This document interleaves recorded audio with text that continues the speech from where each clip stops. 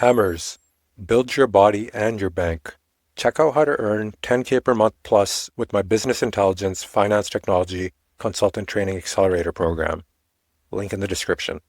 Hey, welcome back, Hammers. Hassan here. All right, it is time for a workout. Okay, so it's 2:15 a.m., day 3 of 5 of doing my workout catch-up. Now, pretty much, I worked a lot last week on my startup, which was excellent. I had an all-time best week, but my workout slipped. I think I only went to the gym twice last week. I did make up for it doing additional workouts this week, but I'm on workout 3 of 5 for the catch-up. So that is the plan. We're going to catch up the workouts we missed. Now I work out every other day, and which means if I get sloppy a little bit and miss a few sessions, I can go consecutive days to make up for it. Okay, so that is the plan. Now, bit of a recap. What are we trying to do here? Basically, we're trying to answer the question, is it possible to put on 50 pounds of muscle naturally? And the answer is yes, because if it wasn't, I wouldn't be trying this. And I have already put on 43. So I started at 130. My absolute lowest was 120. And then I did 1 year of cardio, which I was out of shape at 140 pounds. I was like chubby, skinny. Then I did a cardio for a year. I did stair sprints for 7 days a week for a year, just for 15 minutes, 25 floors 3 times. The first 2 times I'd walk, the third time I'd sprint up halfway. I can't sprint 3 times in a row, all full speed. But by the end, I would get to maximum heart rate. And pretty much I did that because I was having a challenge with focusing. And every time I did stair sprints, I noticed that I could focus for 6 hours, like Zen. So I made it a habit to do stair sprints at least once in the morning, and if I needed to do more work, I'd do it once again in the evening. So what happened was I became really fit, but I turned into more of a stick than I normally would. So I decided to do a bulk, and I started taking weightlifting seriously, and pretty much, long story short, here I am. I went from 130 pounds to 170 pounds, and now the last 10 pounds of the journey is probably the hardest, but that would take me to a 50-pound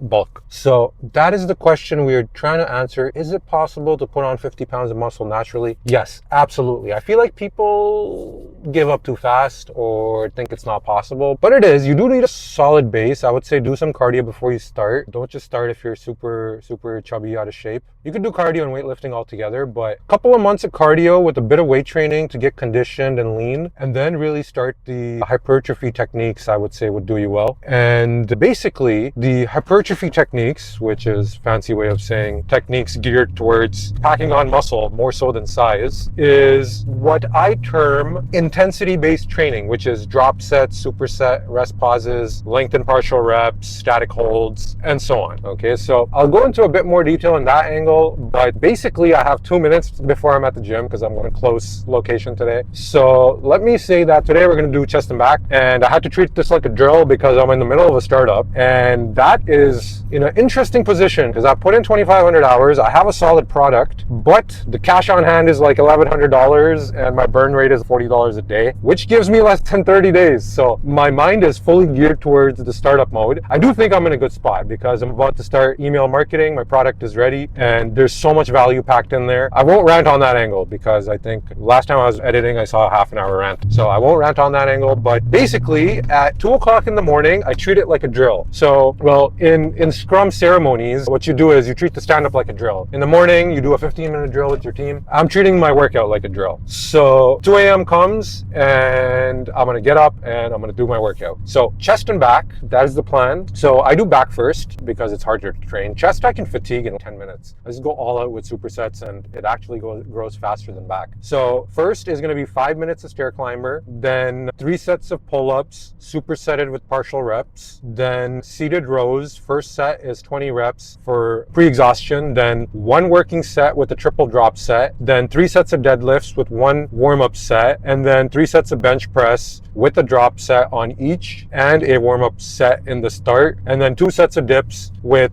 partial reps supersetted in there. So that's the workout for today. The aim is to take rest period of 1 minute, 1.5 minutes in the beginning, and then as I get more fatigued, 1 minute and 45 seconds. So I want to keep the rest periods short, and it might seem excessively short, but I got this one from Dorian Yates. He keeps it short. Plus, I'm not doing a lot of cardio these days, so that benefits in that direction. Now, you do have to be careful because nighttime workouts, they cause longer recovery times than daytime workouts. There's something called HRV, heart rate variable, and it is a measurement of your sympathetic nervous system response or something like that. Basically, it means what degree is your body in fight or flight mode. And if you do too many consecutive nighttime workouts and you stay up too late, like I have been doing, I've been working till 6, 7 in the morning. I enjoy it. I enjoy pushing myself. Plus, I'm working on my own project, so it's fun. But I do keep in mind of my HRV reading, because if I let it go lower than 15, I know what's going to happen. My resting heart rate gets jacked up to 85 throughout the day.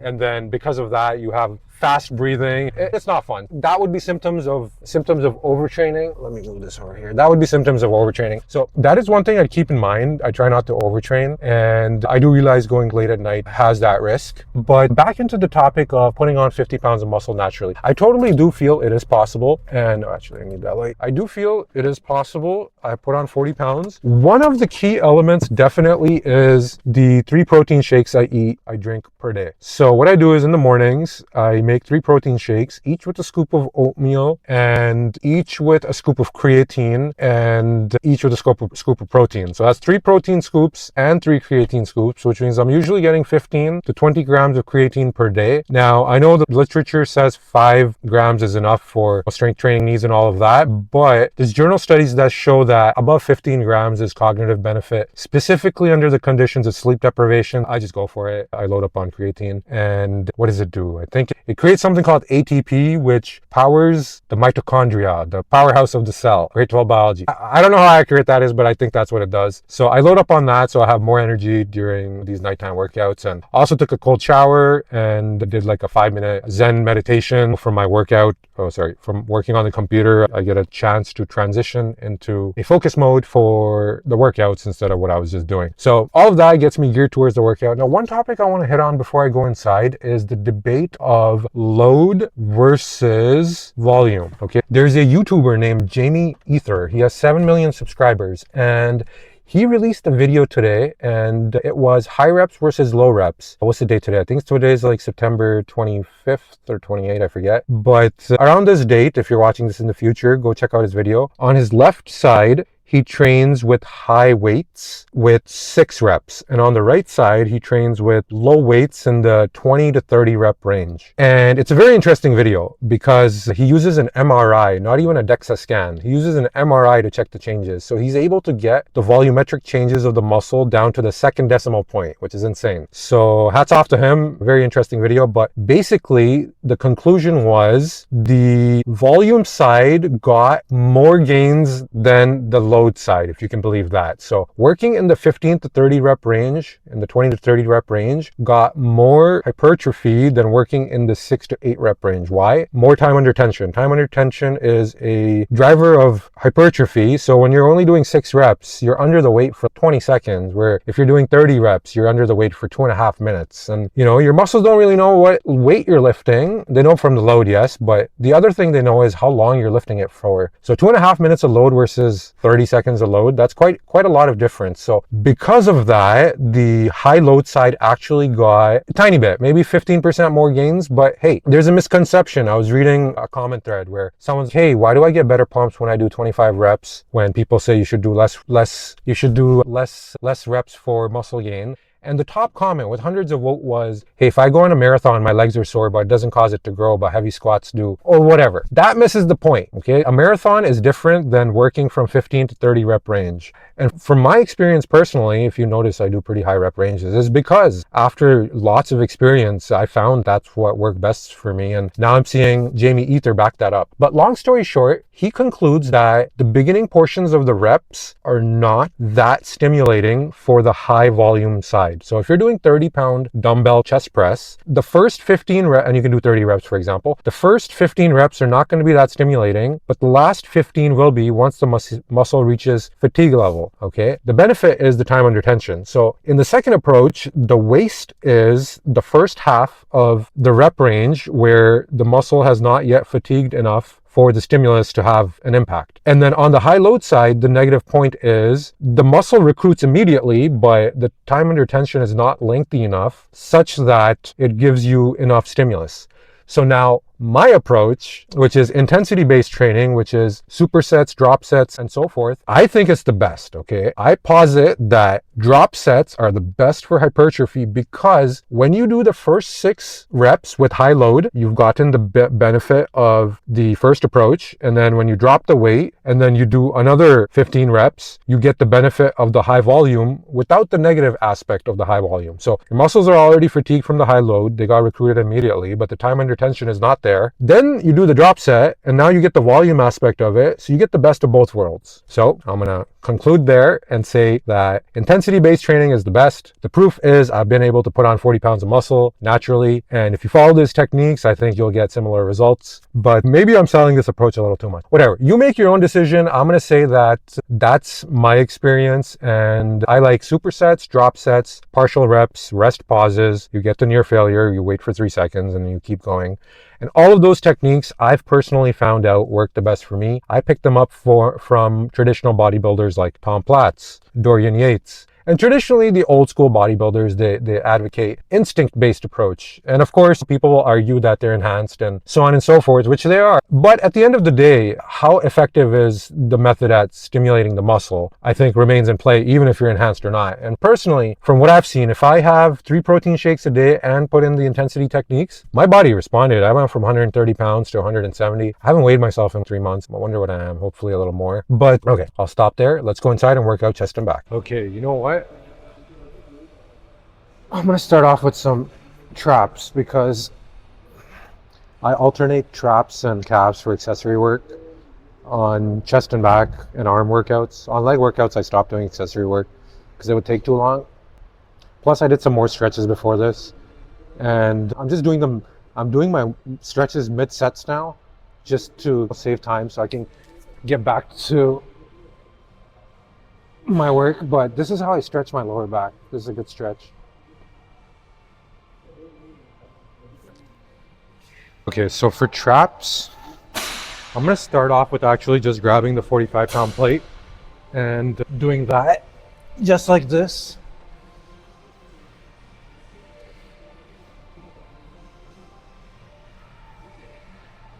Now, this is not that heavy, but because I haven't even done my 5 minutes of stair climber yet, this is pretty adequate a way to start. And there's a technique called ignition set. If you watch Athlean X on YouTube, he's extremely competent in terms of his training techniques. He's also a physiotherapist, so he knows beyond training. He knows a lot. So one of the techniques he recommends is for the first set, you do what's called an ignition set. And what that means is basically you pre-exhaust the muscle. So that's what I'm doing here. I'm gonna do some reps, maybe about 50 or so. And then I'll get the traps nice and awake, nice and almost fully exhausted, really.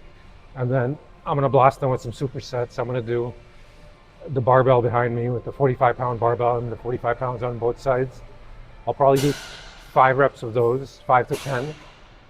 And then I'll superset it with these plates right over here. Maybe I'll do 1 or 2 sets of that, and I'll get my traps nice and worked out. Yeah, I feel the burn now. Now, if I was doing partial reps here, you do them at the most stretched position. So I'd actually just do little reps right over here. So whenever you do partial reps, you want to find the position of the muscle that's maximum stretch. But, or what you could also do is you could just do rest pause, which you just take a break.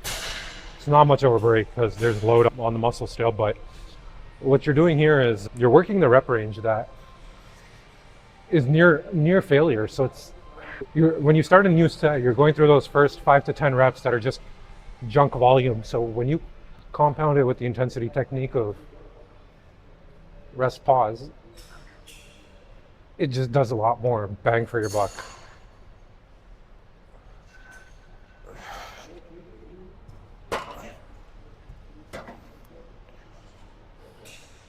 All right, this is the first working set for accessory muscle for traps. And if I do this properly, I'll only need one set because I pre-exhausted traps and Only waited about a minute. So I'm going to do that. I'm going to superset it, and let's see how that goes. I'm going to lean forward for this one. It gets you a better contraction.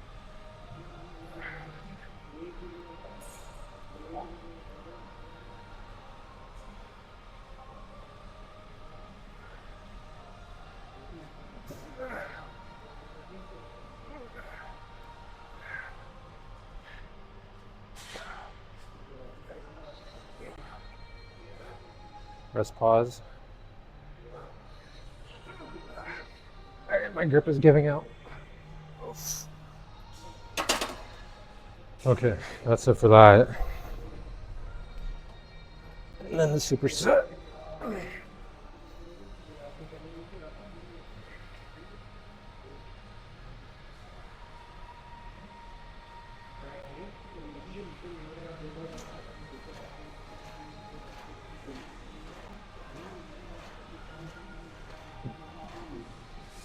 Now, my leg workout yesterday, I wasn't able to finish the six sets of 20 rep squats, and the reason for that is I started alternating them with high load. And what I'm going to do is actually, on the high load days, the first 3 sets I'm going to do high load, and I'm going to add 3 more sets of 20 reps lower load, high volume at the end, because I noticed my muscular endurance for my legs decreased already within a few sessions of putting high load and high volume alternate. So I think that'll get me back to where I was. All right, that's it for traps. They're burned. Maybe I'll do a rest pause.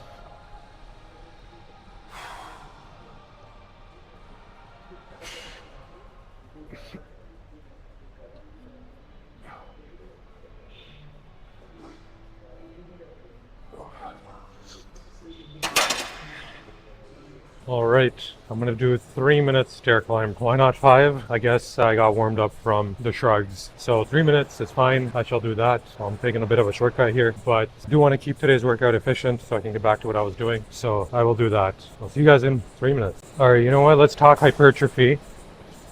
So a couple of workouts ago, I came up with a nice phrase, if I do say so myself.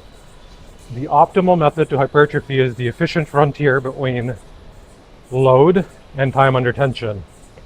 And then after watching Jeremy Ether's video today, I will say I conclude the best technique to achieve that is first an ignition set to get it pre-exhausted so the muscle is ready to activate fully.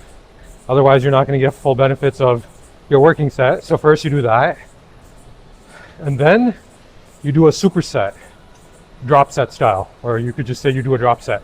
So you use heavy load, which you can only lift for six reps, which activates the muscle from the very first rep to the 6th rep. And then you lower the weight by, if you're doing bench press, I do, I don't know, 45-pound plate, 25-pound plate. And then for the drop set, I take off 25 pounds. So I lowered it by 50 pounds, which is quite a lot. But because you started with a heavy load, the second half of the reps with the lighter load, there's no junk volume on them. So I do 6 reps to 8 reps with the high load. I do the drop set, and then I do another 10 reps. And that is the efficient frontier between maximum load and time under tension. If you use too low volume and the time under tension is too high, it's not going to work because it's just junk volume. It's not enough for your muscle. If you work the 15 to 30 rep range, that is ideal as well. But the optimal method is the intensity technique of high load, drop set, high volume. That's my conclusion. That's what I recommend. All right, so warm-up is done. We're gonna do 3 sets of pull-ups, supersetted with partial reps. Now the trick with these is to train them correctly. If you train them correctly from the beginning, you'll be able to do a lot of reps with proper form, and that's how you wanna work these, because that's how you get the benefit.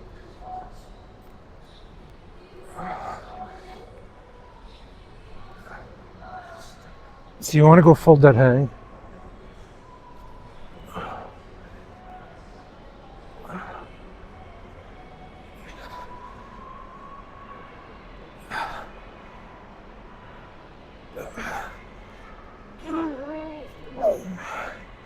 The full dead hang is where the lats are the most stretched, so you definitely want to go there.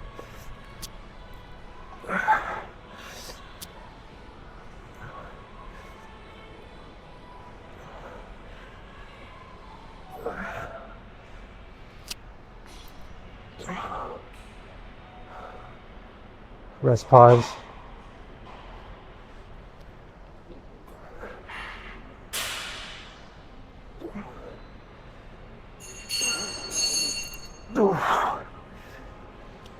Partials.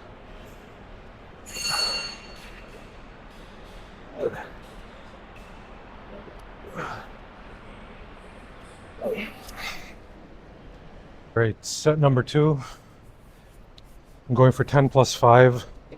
I know that because I keep my progressive overlog notes. It'd be a little more challenging because my grip is compromised from the trap work.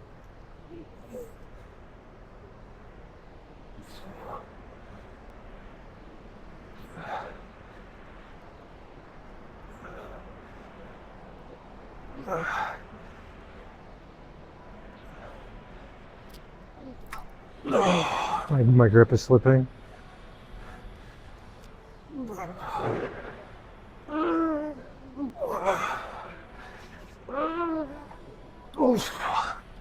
Alright, gotta do partials.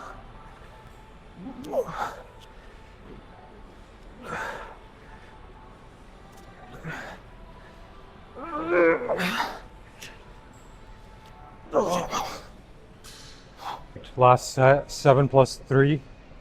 Okay, so I've been taking 1 minute and 30-second rest periods. I just upped it to 1 minute and 45 seconds because my forearms have totally given out. They're so full of blood with the maximum pump and my grip strength is gone. So I think that's a combination of the shrugs and maybe because I only worked out twice last week, but forearms definitely feel it. All right, 7 plus 3.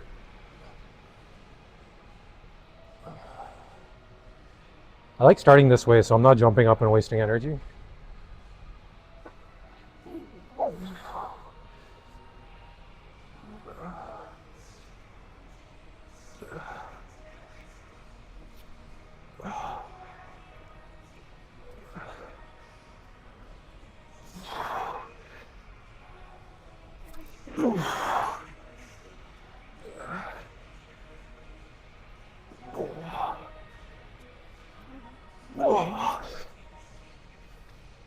All right, next is seated rows. Set number 1 is an ignition set, meaning not a lot of weight, heavy reps, or high reps, I should say.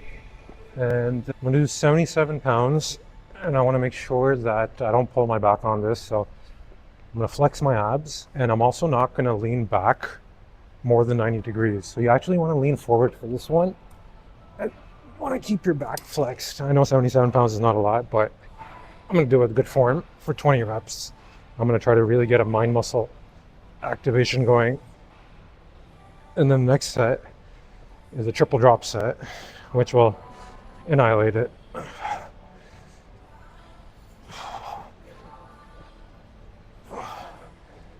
wanna pull with your elbows, not your hands.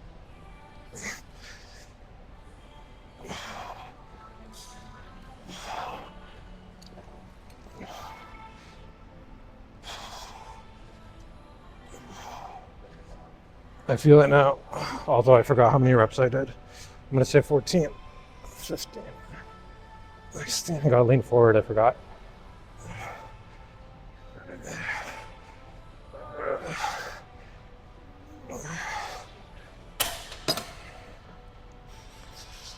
All right, so it's triple drop set with 90, 80, and then 70 pounds.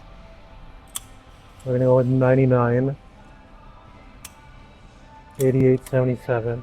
It's going to be 12 plus 5 drop set, then 10 plus 5 drop set, 10 plus 5. So each set has a partial.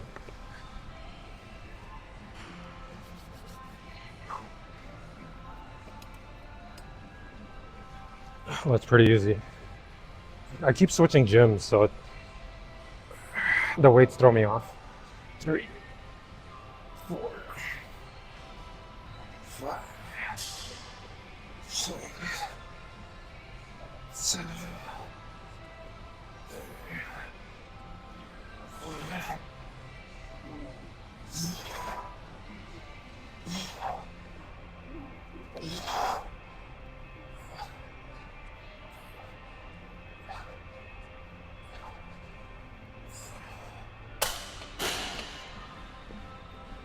Ooh, that feels pretty good. I feel it burning.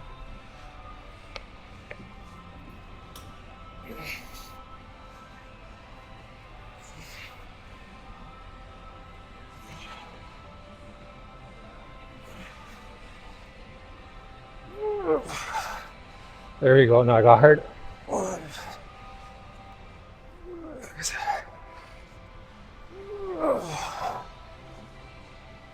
Full stretch. That was a good set. Partials.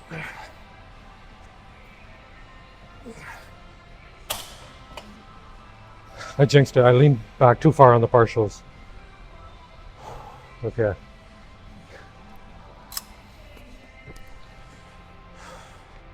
You have to keep the angle between your legs and your torso less than 90 degrees and your abs flexed.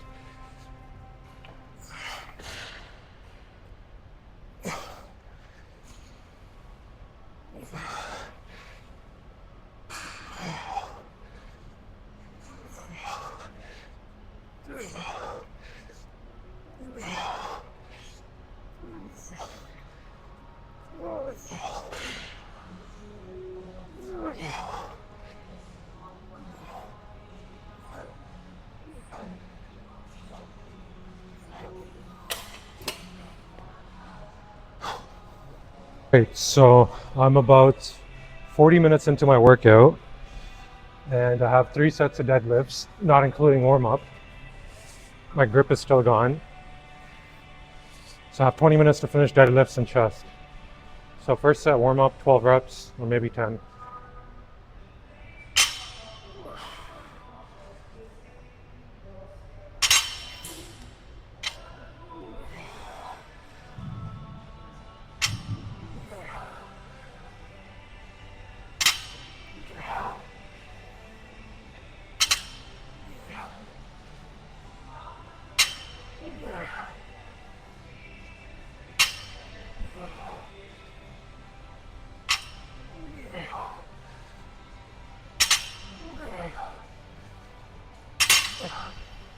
It's gonna be challenging because my grip is done.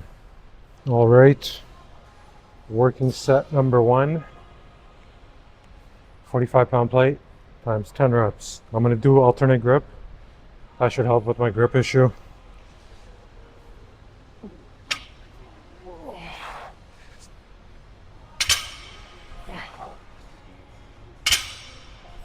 Much better.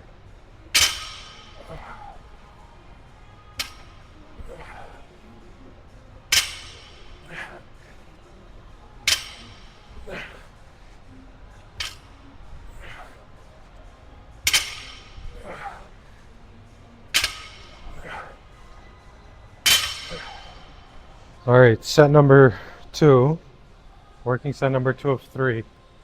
And this is 45-pound plate and 25-pound plate. This is gonna go for 8 reps. And the opposite grip really helped with the grip issue I was having. All right.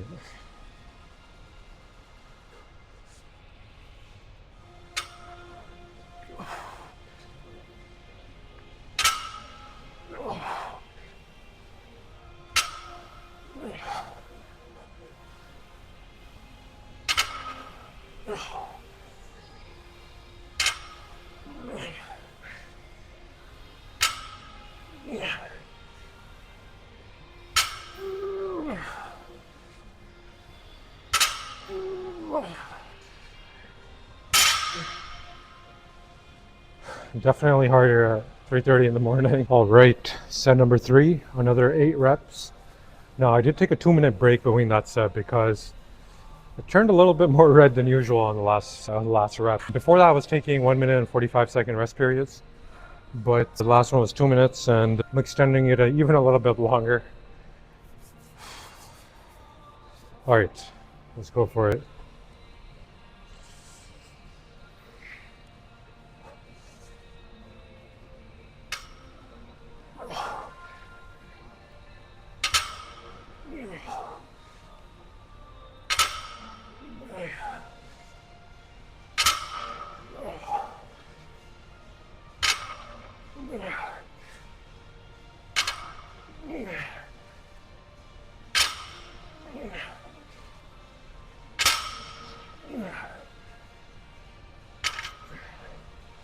Sweet. Okay.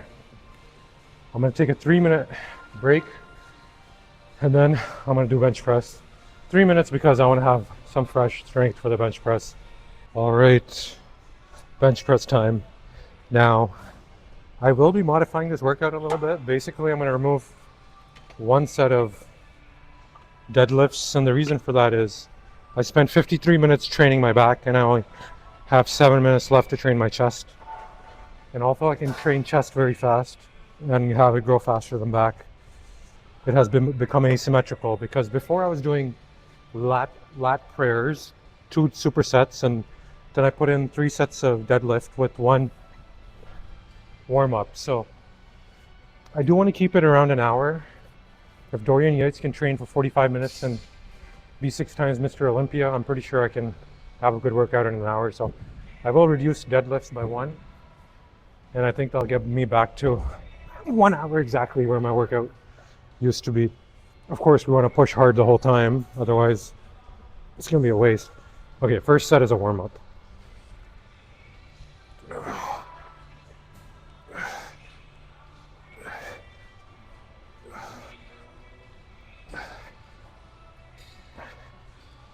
No, I'm not calling this one pre-exhaustion because I'm not going to try to pre-exhaust it.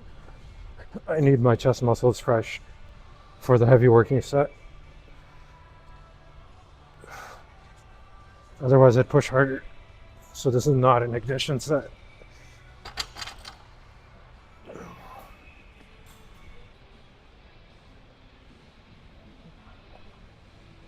Okay, so according to my progressive overload notes, I should be going 9 reps and then 7 on the drop. But considering that I don't have the safety arms here, I will be a little bit more careful.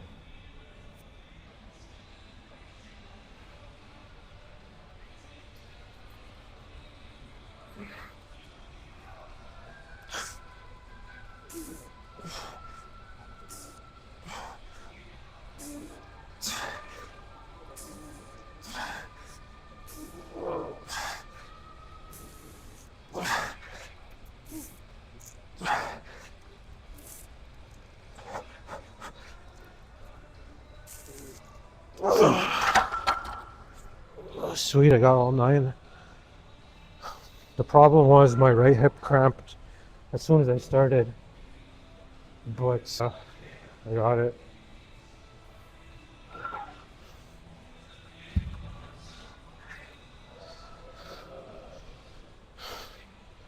So pretty much that took me like 2 months before I went from 7 to 9 reps, especially without the arms, and at 3:45 in the morning. Before I would get 8 at the best time in the morning, fully rested. And then after a couple of months, I got to 9 reps, and now I can do it even after deadlifts, even deep into the night where my strength is the weakest. Progressive overload works. It's just got to work the groove for a couple of months and you will get an extra rep.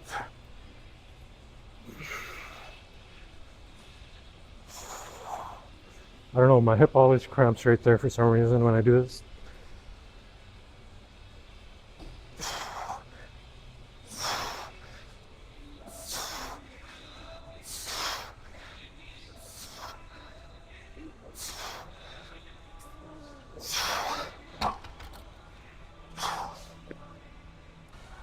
All right, set number 2.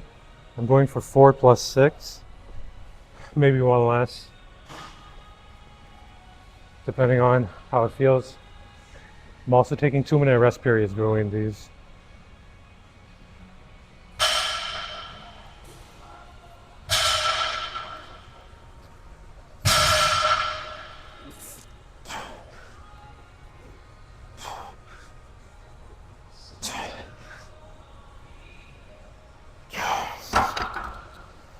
Wow, that's pretty easy. Not pretty easy, but I think I could have gotten 1 more.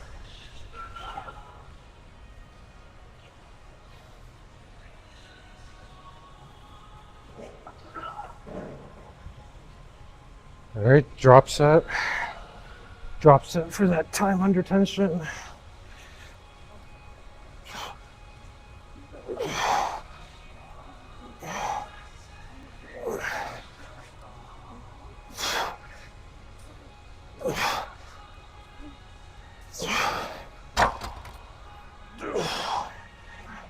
All right, last set for bench press, set number 3.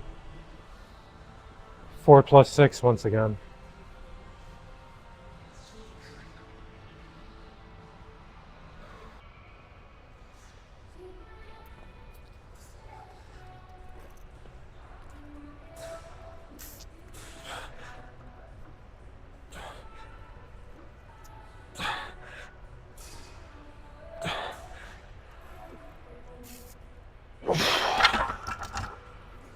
Sweet, I got an extra rep.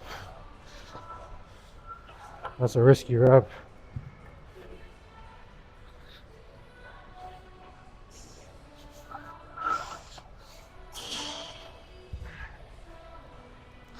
Alright, so the plan is, without taking a break, I'm going to do the dips.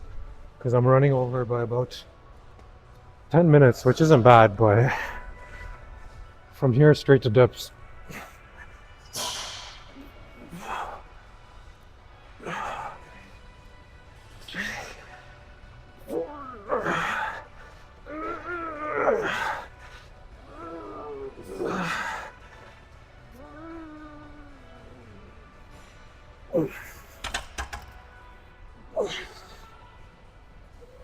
All right, dips. These feel really good because the stretch you get on these is like unlike anything else. It's one of the best exercises ever, in my opinion.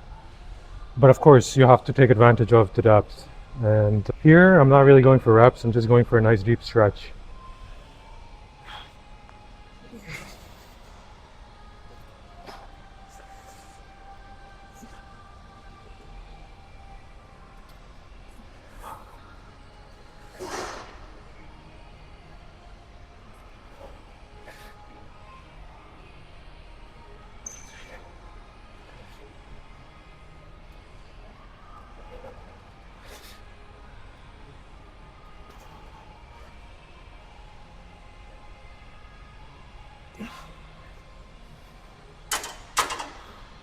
Now be careful with these because if you go as deep as I'm going, it does put more stress on your rotator cuffs. I slowly worked my way up to this depth. I didn't just jump into it. So if you feel discomfort on your shoulders, don't go deeper than you feel comfortable. And even me, on days where the shoulder feels off, I won't go that deep. But once you work up to it, definitely it feels amazing on the chest.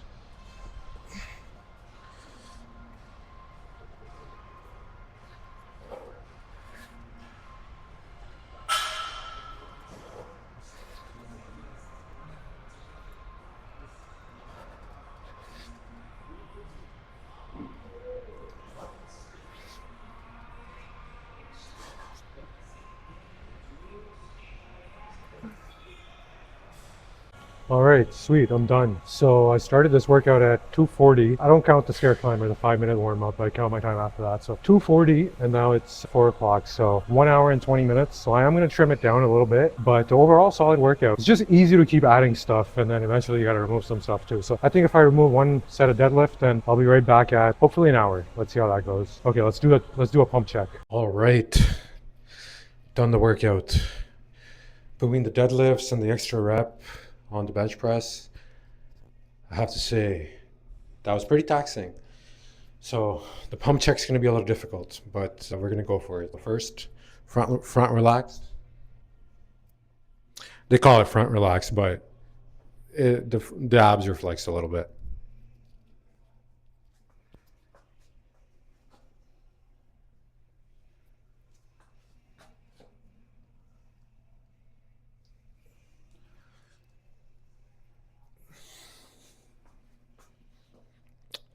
Side tricep? Not really. It's not a side tricep. This pump check's a bit of a struggle because that workout pretty much depleted me. Okay, let's do a front lat spread.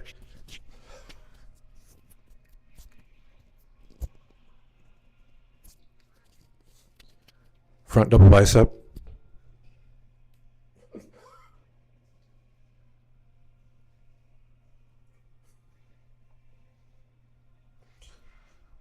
Most muscular.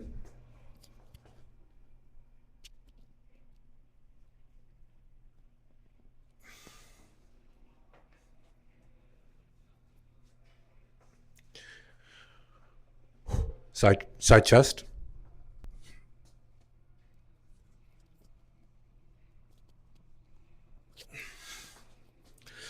All right, that's it for today.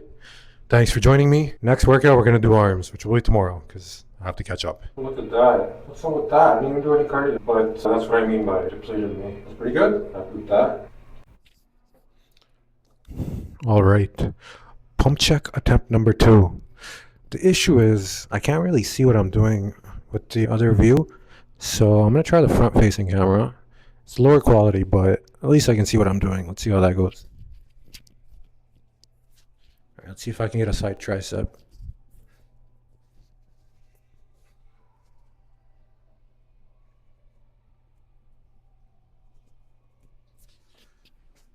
That one's hard to hit.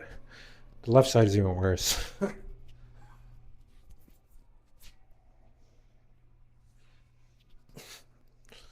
Okay, that's not gonna happen. All right, let's see if I can do a front double bicep. These are the harder ones.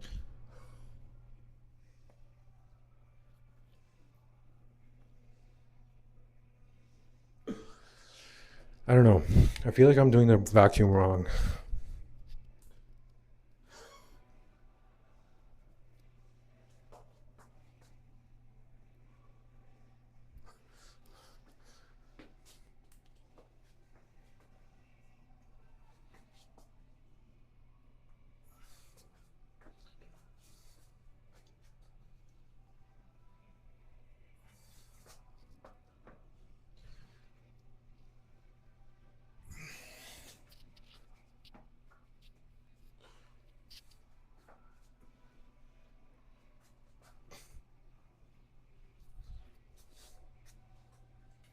All right, I should get back to work. Wow, I have to say that was one of the better workouts. That's crazy, and it's 4:36 in the morning. I definitely did not expect to get an extra rep on that bench press after how fatiguing that deadlift was, and the fact that there weren't any safety arms that I have at Freebird, which they give you a peace of mind that you're not going to drop the bar on yourself. Now, what is that, 135 plus 50? 185. If 185 is on my chest, I'm pretty sure I could just roll it down and put it on my hips and just stand up. But of course, you want to calculate correctly so you're not dropping the weight on yourself. But I have to say, sweet, that's a really solid workout. There's always inertia when you're trying to come to the gym and all of that. Even me, I've been doing it for over 3.5 years now. I've been going consistently, but every single time there's still always inertia. However, once you finish, there's this deep nirvanic feeling. It just feels so, and it only comes if they say all you got to do is show up. That's not going to cut it. You got to show up and you got to push maximum hard. Maybe if you're a total beginner, yes, if you show up, you're going to feel good. But when you show up and you really push yourself and you have your progressive overlog notes and you're logging your reps and you know how much to and then you get an extra rep, and by the end you're totally wiped off and you went to failure. You push really hard and you went to failure. When a workout like that completes, it feels really good. So if you haven't felt that before, I highly recommend it. And of course, you're not going to be able to do one set and go to failure. You have to systematically attack it. You do supersets. The first set, you try to go to failure. The second set, you are able to go to failure. And you work at it, you train at it, you record your reps. And I'm not in my phone writing every rep every time. Every exercise, I'm barely changing it, because at this point, I gain a rep rarely. Like after a couple of months, I gain a rep or two. So usually it just becomes a reference sheet. So in the beginning, yes, you'll be updating it. You'll be getting a lot of reps. Deadlift I added, so I am adding weight there more often. But generally speaking, it's just something you do in the beginning and then you're good to go. Okay, sweet. Good workout. Took longer than I expected, which is not good, but the results were nice. Next, I have to set up an email marketing campaign for the training academy. So there's a software called instantly.ai, and it enriches leads you find online. And then there's a software called apollo.io. So I'm up for that. And I made a lead tracking sheet, an email marketing sheet, a dashboard sheet, and a couple of other sheets. Of course, they're all blank because I haven't started the marketing campaign, but the next step is to sign up for those softwares. I have to list Scrape, which I've never done before, so I'm going to figure that out. Basically, I'm looking for ideal clients, people who want to make $10,000 a month as a professional project management consultant, but who are in that window that I'm able to train them. If anybody puts in enough effort, they can learn it. Of course, they need some base experience. You need at least 3 to 5 years of professional experience. Without that, you probably won't be able to do it just because there's professional requirements. But the base skills you can definitely build up. So I'll be looking for professionals like business analysts, accountants, software engineers, programmers, coordinators, junior analysts, financial analysts. Anyone who wants to be a consultant will be my target audience, and I will scrape together a list of 1,000 prospects that will be enriched by Apollo.io. From there, we'll go to instantly.ai, which will do a customization. It's some software that customizes it a little bit. So it's supposed to increase the open rates. When you're not just blasting random emails, you're actually taking the time to see what the person's about and tailoring the emails. So that's the next step. Now the problem is you have to warm up the emails. So the target is 400 emails per day. Apparently email marketing is the thing to do, okay? So out of all the marketing books I read, email marketing makes more millionaires than any other marketing tool out there, which is hard for me to believe because I've never bought anything off of email. But that's the power of statistics. If you have a click-through rate of 2%, it's hard to visualize, or 0.2%. When you send thousands of outreaches, it may not make intuitive sense, but that's the power of statistics. There's a famous book by Daniel Kahneman, I forget what it's called, but he won the Nobel Prize for the cognitive biases that intuitive thinking results in, that even people that study statistics, they experience these biases. So statistics works in wonderful ways, and email marketing harnesses that. I'm going to go upstairs. I'm going to stop ranting. I'll probably have to cut this out because I probably ranted too much, but I will go upstairs and I think I can squeeze in an hour, so I will give that a shot. I will catch you guys tomorrow for shoulders, biceps, and triceps. Hey there, Hassan here. Do you want a copy of this tracking sheet? Gamify your progress and level up. It's exactly what I used. Just click the link in the description for your free copy.